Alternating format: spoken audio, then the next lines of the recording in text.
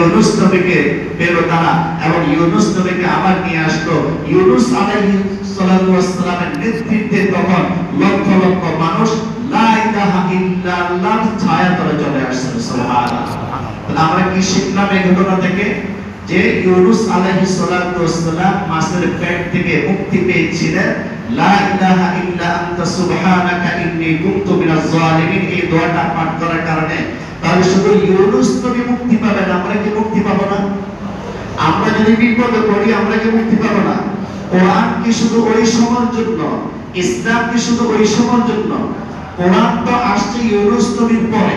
আমরা যে কোরআন তেলাওয়াত করি ইউনূস নবী পরে আসছে। ইউনূস নবীর ঘটনাটা আল্লাহ রাব্বুল আলামিন বর্ণনা করে আমাদের নবীকে শোনাইবেন এবং আল্লাহ তাআলা বলেছেন ফাস্তাজাবনা লাহু ওয়া নাজাইনাহু, আমি আল্লাহ ইউনূস নবীর দোয়া কবুল করলাম, আহ্বানে সাড়া দিলাম। ওয়া নাজাইনাহু, আমি আল্লাহ আমার ইউনূসকে মুক্তি দিলাম বিপদ থেকে। আল্লাহ বলেন শুধু ইউনূস নয়, ওয়া কাযালিকা নুনজিল মুমিনিন, কিয়ামত পর্যন্ত আমার কোন মুমিন বান্দা যদি বিপদে পড়িয়া লা ইলাহা ইল্লা আনতা সুবহানাকা ইন্নী কুনতু মিনাজ জালিমিন পাঠ করে, আমি আল্লাহ যত বড় বিপদ হোক না কেন আমি আল্লাহ আমার ওই বান্দা বান্দিদেরকে বিপদ থেকে উদ্ধার করে আনবো। সুবহানাল্লাহ। আজকের আলোচ্য বিষয় যেহেতু আমি আগে বলেছিলাম আমাদের হাজী সাহেব যেহেতু অসুস্থ, এটা আমাদের জন্য একটা বিপদ। পুরো এলাকার একটা মুরব্বী আমার জানা মতে, তো সবাই ওনার জন্য দোয়া করেছে। আমি আগে শুনেছি, এখানে আসার পরে রিপোর্ট নিয়েছি 3 বার কোরআন খতম করা হয়েছে আলহামদুলিল্লাহ। এই পর্যন্ত 3 বার কোরআন খতম করা হয়েছে। ইনশাআল্লাহ আমরা দোয়ার সময় দোয়া করব, হাজী সাহেবের জন্য আমরা দোয়া করব। আমাদের আত্মীয় স্বজন যারা অসুস্থ আছে সবার একটা বিপদ আছে, এই বিপদ থেকে উদ্ধারের জন্য আমরা দোয়া বেশি বেশি পাঠ করব। আপনারা লক্ষ্য করুন দোয়া এর মধ্যে তো লা ইলাহা ইল্লা আনতা কি আছে? লা ইলাহা ইল্লা আনতা কি বলছিলাম? আপনি ছাড়া কোনো মাবুদ নাই। বলুন তো লা ইলাহা ইল্লাল্লাহর অর্থ কি? লা ইলাহা ইল্লাল্লাহর অর্থ কি? কালিমা যেটা আমরা পাঠ করি সেখানে আছে আল্লাহ ছাড়া কোনো মাবুদ নাই, আর দোয়ার মধ্যে আছে আপনি ছাড়া কোনো মাবুদ নেই। এতটুকু বেশ করো। লা ইলাহা ইল্লাল্লাহর অর্থ আল্লাহ ছাড়া কোনো মাবুদ নেই, লা ইলাহা ইল্লা আনতা আপনি ছাড়া কোনো মাবুদ নেই। একটা বলে সম্বোধন আছে আর একটা বলে সম্বোধন নেই, কিন্তু আল্লাহ ছাড়া কোনো মাবুদ নাই এটা কালিমার মধ্যে আছে। আল্লাহ ছাড়া কোনো মাবুদ নাই এটা দোয়ায়ে ইউনূসের মধ্যে আছে। এই যে আল্লাহ ছাড়া কোনো মাবুদ নাই এটার অর্থটা কি? বাংলাতে বলে দিলাম আল্লাহ ছাড়া কোনো মাবুদ নাই। আপনারা 12টা 15 থেকে এক মেহমান বক্তব্য রেখেছেন, আমার জানা মতো উনি হালাল হারাম সম্পর্কে আলোচনা করছেন, তাই না? যে একজন মানুষ কিভাবে হালাল হারাম বেঁচে চলবে। তো লা ইলাহা ইল্লাল্লাহর অর্থ কি? হে আল্লাহ আপনি ছাড়া কোনো মাবুদ নাই, সুতরাং আপনি যা খাওয়ার জন্য বলেছেন আমি তা খাবো। আপনি ছাড়া কোনো মাবুদ নাই, আপনি যা হারাম করেছেন আমি তা খাবো না, আমি তা থেকে দূরে থাকবো। আপনি ছাড়া কোনো মাবুদ নাই, হালাল ভাবে চললে আপনি আমাকে জান্নাত দিবেন, জান্নাত দেওয়ার মালিক আপনি ছাড়া কেউ নেই। আপনি ছাড়া কোনো মাবুদ নাই, হারাম অনুযায়ী যদি আমি চলি আপনি আমাকে জাহান্নামে দিবেন, জাহান্নাম থেকে রক্ষা করার মতো আর কেউ নেই। শুধু বললাম লা ইলাহা ইল্লাল্লাহ, আল্লাহ ছাড়া কোনো মাবুদ নাই, এটা তো কাফেররাও জানে, তারা বলল লা ইলাহা ইল্লাল্লাহ। অনেক কাফের হিন্দু বৌদ্ধরা আছে মুসলমানদের থেকে কালিমা শুদ্ধ করে উচ্চারণ করতে পারে, কিন্তু তারা বিশ্বাস করে না। আর আমরা বিশ্বাস করি যে আল্লাহ ছাড়া কোনো মাবুদ নাই, কিন্তু চলি না। যদি চলতাম বাজারে বলেন, মার্কেটে বলেন, ব্যবসা বাণিজ্যে বলেন, কখনো আমরা হারাম পথ আমরা বেছে নিতাম না। শুধু লা ইলাহা ইল্লাল্লাহ এই কথাটুকু কিন্তু আমরা আমল করতে পারতাম। আর এই কথাটুকুর জন্যই সাহাবায়ে কেরাম এত নির্যাতিত হয়েছিলেন। এই কথাটুকুর জন্যই যত নবী রাসূল দুনিয়াতে আল্লাহ রাব্বুল আলামিন প্রেরণ করেছিলেন সবাই কিন্তু নির্যাতিত হয়েছিলেন। আবু যর গিফারি মস্ত বড় এক সাহাবী, তিনি গিফার এলাকা থেকে সফর করিয়া মক্কা আসলেন। কোন এলাকা থেকে? গিফার এলাকা থেকে সফর করে কোথায় আসলেন? মক্কা আসছে। দেখেন লা ইলাহা ইল্লাল্লাহ যারা বলেছিল এদের অবস্থাটা কেমন ছিল? কেউ প্রকাশ্যে লা ইলাহা ইল্লাল্লাহ বলার সুযোগ ছিল না।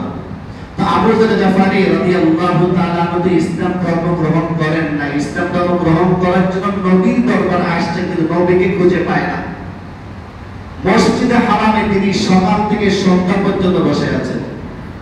দেখে নবী মুহাম্মদকে দেখে কিনা, নবী মুহাম্মদকে দেখা যায় না। হযরত আলী রাদিয়াল্লাহু তাআলা লক্ষ্য করলেন যে একজন মুরব্বী লোক মসজিদে হারামে সকাল থেকে সন্ধ্যা পর্যন্ত বসে আছে। ঠোঁটগুলো শুকিয়ে গেছে, কোনো কিছু খায় নাই, পানও করে নাই। হযরত আলী রাদিয়াল্লাহু তাআলার কাছে গিয়ে জিজ্ঞেস করলেন, ভাই আপনি সম্ভবত মুসাফির? বলা হ্যাঁ। তো চলুন আপনি আমার ঘরে চলুন, আমি আপনার মেহমানদারি করব। সুবহানাল্লাহ। সুবহানাল্লাহ। হযরত আলী রাদিয়াল্লাহু তাআলা আনহু তার ঘরে মেহমানকে নিয়ে গেলেন। লা ইলাহা ইল্লাল্লাহ বলনেওয়ালাদের অবস্থা এমন ছিল, আবু যর গফারি হযরত আলীকে এই কথা জিজ্ঞেস করছে না ভয়ে যে মুহাম্মদ নামক লোকটা কোথায় আছে। আমরা শুধু লা ইলাহা ইল্লাল্লাহ মুহাম্মদ রাসূলুল্লাহ বলে দিচ্ছি, কিন্তু এটার মাহাত্ম্য কি এটা কাফেররা বুঝতো যে এটা বলা যাবে না। কাফেরদের ভয়ে আবু যর গফারি হযরত আলীকে প্রশ্ন করছে না, হে আলী ইসলাম ধর্মের যে দাওয়াত দেন নবী মুহাম্মদ উনি কোথায়, ওনার খবর কি আপনি জানেন? এই প্রশ্ন করার সাহস নেই। আবার হযরত আলীও এই প্রশ্নটা করে না যে আপনি কেন আসছেন, ভয়, উভয়কে ভয়। প্রথম দিন মেহমানদারি করলেন। দ্বিতীয় দিন হযরত আলী দেখতেন যে আজও তো সকাল থেকে সন্ধ্যা পর্যন্ত মসজিদে হারাম ওই লোকটা বসে আছে। হযরত আলী রাদিয়াল্লাহু তাআলার কাছে গিয়ে বললেন যে যদি কিছু মানা না করেন আজকে আপনি আমার ঘরে মেহমান হবেন। ঠিক আছে, চলে গেলেন। দ্বিতীয় দিন মেহমানদারি করলেন, কিন্তু আবু যর গফারি হযরত আলীকে এই প্রশ্নটা করে না যে নবী মুহাম্মদ কোথায় আছে, আর হযরত আলীও প্রশ্ন করে না যে আপনি কেন আসছেন। তৃতীয় দিন হযরত আলী রাদিয়াল্লাহু তাআলা আবার দেখলেন যে সকাল থেকে সন্ধ্যা পর্যন্ত মসজিদে হারামে একটা লোক বসে আছে। হযরত আলী তৃতীয় দিন মেহমানদারি করার জন্য নিয়ে গেলেন। মেহমানদারি করার পর প্রশ্ন করলেন, ভাই একটা কথা জিজ্ঞেস করতাম কি, যে আপনি কেন আসছেন, কোত্থেকে আসছেন? বলল যে আমি গেফার এলাকা থেকে মক্কা আসছি। কেন? নবী মুহাম্মদের হাতে ইসলাম ধর্ম গ্রহণ করার জন্য। সুবহানাল্লাহ। আবু যর গফারি রাদিয়াল্লাহু তাআলা বললেন, হে আলী যেই নবী মুহাম্মদের হাতে আমি ইসলাম ধর্ম গ্রহণ করার জন্য আসছি, ওই নবী মুহাম্মদের খবর তুমি কি জানো? আলী বললেন, আমার নবীর খবর আমি জানবো না, আর কে জানবে? আল্লাহু আকবার। আবু যর গফারি রাদিয়াল্লাহু তাআলা বললেন, হে আলী আমাকে নিয়ে চলো, কোথায় আছে নবী মুহাম্মদ? আলী রাদিয়াল্লাহু তাআলা বললেন, লা ইলাহা ইল্লাল্লাহ বলনেওয়ালার সংখ্যা কিন্তু অনেক কম। আমি নবী মুহাম্মদের কাছে তোমাকে নিয়ে যাব, তবে শর্ত যে একসাথে যেতে পারবা না। আমি আগে আগে যাব, তুমি আমার পিছে পিছে থাকবা। রাস্তার একটা মোড় আসবে, আমি একটা রাস্তার দিকে একটা ঢিল ছুঁড়ে মারবো। আমি যেই দিকে ঢিল ছুঁড়ে মারবো তুমি ওই রাস্তা দিয়ে প্রবেশ করবা, কিন্তু আমি অন্য দিকে চলে যাব। হযরত আবু যর গফারি রাদিয়াল্লাহু তাআলা বলেন, আলী সামনে যায় আর আমি পিছে পিছে আলীকে লক্ষ্য করলাম। যখন রাস্তার মোড়ে আসলো, হযরত আলী একটা রাস্তার দিকে ইশারা করে একটা ঢিল ছুঁড়ে মারল। আমি আবু যর গফারি ওই রাস্তা দিয়ে ঢুকে দেখলাম একটা তাঁবুর ভিতরে একটা লোক বসে আছে। ওই লোকের সামনে কতগুলো লোক বসে আছে। যে লোকটা সব লোকের ভিড়ে বসে আছে, ওই লোকটার চেহারা এত সুন্দর, এত সুন্দর, আমি চেহারা থেকে বুঝতে পারলাম ইনি সত্য নবী মুহাম্মদ ছাড়া আর কেউ হবে না। আমি আর বিলম্ব করলাম না, আমি বললাম, হে নবী মুহাম্মদ, মক্কা আসার পূর্বে আমি অনেক শুনেছি আপনাকে অনেকে পাগল বলেছে, অনেকে জাদুকর বলেছে, আমি বিশ্বাস করলাম না। আমার এই আপনি কি সুন্দর ভাবে বসে আছেন, কত সুন্দর চোখগুলো আপনার, কত সুন্দর ঠোঁট, কত সুন্দর চোয়াল, কত এত সুন্দর মাথার চুল, এত সুন্দর চেহারার লোক কোন মিথ্যা নবীর দাবি করতে পারে না। হে নবী মুহাম্মদ, আমি এক সেকেন্ড দেরি করতে চাই না, বরং আপনি আমাকে লা ইলাহা ইল্লাল্লাহ পড়াইয়া মুসলমান বানায় দেন। আল্লাহ নবী লা ইলাহা ইল্লাল্লাহ মুহাম্মাদুর রাসূলুল্লাহ পাঠ করাইয়া মুসলমান বানায় দিলেন। এই আবু যর গফারি রাদিয়াল্লাহু তাআলা ইসলাম ধর্ম গ্রহণ করার পর কালিমার পাওয়ার, লা ইলাহা ইল্লাল্লাহ মুহাম্মাদুর রাসূলুল্লাহ মুখস্থ জানলাম শুদ্ধ করিয়া, আযান যখন দেয় মসজিদে না আসিয়া ঘুমায় পড়লাম, এটা লা ইলাহা ইল্লাল্লাহর পাওয়ার নয়। আল্লাহ রাসূল বলেছেন, হে আবু যর, তুমি ইসলাম ধর্ম গ্রহণ করেছো ঠিক, কিন্তু মুসলমানের সংখ্যা এখন কম, এটা প্রকাশ করা যাবে না, তুমি কিছুদিন গোপন রাখবা। কিন্তু আবু যর গফারি খানায় কাবার তওয়াফ করতে গিয়া লা ইলাহা ইল্লাল্লাহর পাওয়ার তিনি গোপন রাখতে পারলেন না। তিনি তওয়াফ করতে গিয়ে হঠাৎ করে বলে ফেললেন, আশহাদু আল্লা ইলাহা ইল্লাল্লাহ। সুবহানাল্লাহ বলবেন না? খানায় কাবার চতুর্পাশে কাফেররা ছিল। আবু যর গফারি রাদিয়াল্লাহু তাআলা কে লা ইলাহা ইল্লাল্লাহ বলার অপরাধে এমন মারলেন। আবু যর গফারি রাদিয়াল্লাহু তাআলা সারা শরীর থেকে রক্ত বের হতে লাগলো। দেখেন, লা ইলাহা ইল্লাল্লাহ মুহাম্মাদুর রাসূলুল্লাহর জন্য তিনি নির্যাতন সয়েছিলেন, যার বদৌলতে আবু যর গফারি রাদিয়াল্লাহু তাআলা পরবর্তীতে নবীজির সামনে দিয়ে চাদর গায়ে দিয়ে যাচ্ছিলেন। এমন সময় জিবরাইল আলাইহিস সালাতু ওয়াস সালাম এসে বললেন, হে নবী মুহাম্মদ, ওই যে দেখেন আপনার সামনে দিয়ে আপনার সাহাবী আবু যর গফারি যা। সুবহানাল্লাহ বলেন। আল্লাহ নবী বললেন, হে জিবরাইল, আপনি তো ফেরেশতা, আমার কত সাহাবী আছে, কোন সাহাবীর নাম আপনার মুখ দিয়ে বের হলো না। আমার সাহাবী আবু যর গফারির নাম আপনার মুখ দিয়ে বের হলো, আপনি কিভাবে জানলেন?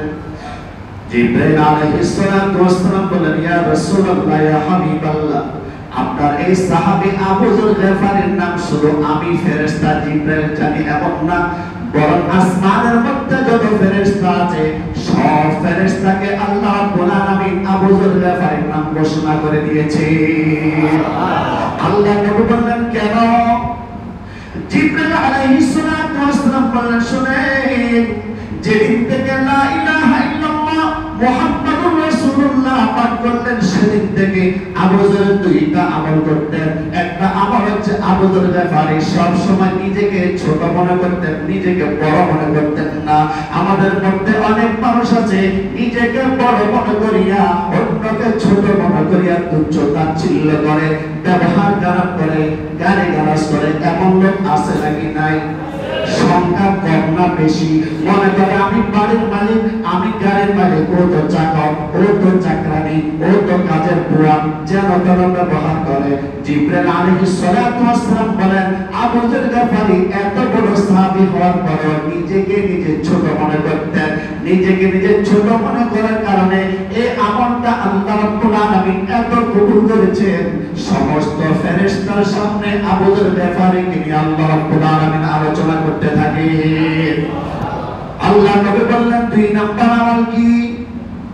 জিবরাইল আলাইহিস সালাতু ওয়াস সালাম বলেন, ইয়া রাসূলুল্লাহ, যেদিন থেকে লা ইলাহা ইল্লাল্লাহ মুহাম্মাদুর রাসূলুল্লাহ পাঠ করেছেন, সেদিন থেকে আপনার সাহাবী আবু যর গফারি কুল হুয়াল্লাহু সূরাতুল ইখলাস প্রতিদিন পাঠ করতে ভুলে না। আল্লাহু আকবার। আরে নিজেকে নিজে ছোট মনে করা, এটা লা ইলাহা ইল্লাল্লাহ দাবি। প্রতিদিন সূরা ইখলাস পাঠ করা, এটা লা ইলাহা ইল্লাল্লাহ দাবি। সৎ চরিত্র অবলম্বন করা, এটা লা ইলাহা ইল্লাল্লাহ দাবি। মানুষকে গালি না দেওয়া, এটা লা ইলাহা ইল্লাল্লাহ দাবি। হালাল রিজিক চাওয়া, এটা লা ইলাহা ইল্লাল্লাহ দাবি। হারাম থেকে বেঁচে থাকার তৌফিক কামনা করা, এটা লা ইলাহা ইল্লাল্লাহ দাবি। আর বিপদে পড়লে একমাত্র আল্লাহকে উদ্ধারকারী মনে করা, এটা লা ইলাহা ইল্লাল্লাহ দাবি। পারবো না ইনশাআল্লাহ? ইনশাআল্লাহ আমরা প্রত্যেকের জন্য দোয়া করব।